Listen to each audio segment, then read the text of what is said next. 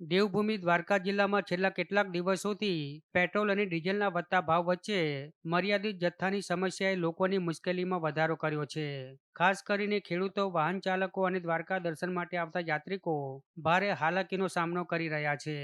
અનેક petrol pump પર વાહનોની લાંબી કતારો જોવા મળી રહી છે, જ્યારે ચોમાસું નજીક હોવાથી ખેત કાર્યો પર પણ તેની સીધી અસર પડી રહી છે.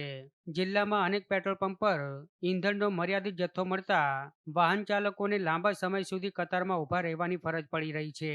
તો કેટલાક સ્થળોએ તો વાહન ચાલકોને એક પંપ પરથી ઈંધણ ન મળતા બીજા પંપ સુધી ધક્કા ખાવા પડી રહ્યા છે. આમ ચોમાસું નજીક આવતા ખેડૂતો ખેતીકામની તૈયારીઓમાં લાગી તો ગયા છે, પણ ડીઝલના વધતા ભાવ અને અછતને કારણે ટ્રેક્ટર સહિતના કૃષિ સાધનો ચલાવવા ખર્ચમાં ભારે વધારો થયો છે. તો ખેડૂતો સાથે નાના વેપારીઓ અને રોજિંદા વાહન વ્યવહાર પર નિર્ભર લોકો પણ આ સ્થિતિથી પરેશાન બન્યા છે. ત્યારે લોકો સરકાર પાસે ઈંધણનો પૂરતો જથ્થો ઉપલબ્ધ કરાવવા અને ભાવ વધારાથી રાહત આપવા માંગ કરી રહ્યા છે. અટાણે ખેડૂતને છે ને ડીઝલની ખાસ જરૂર છે.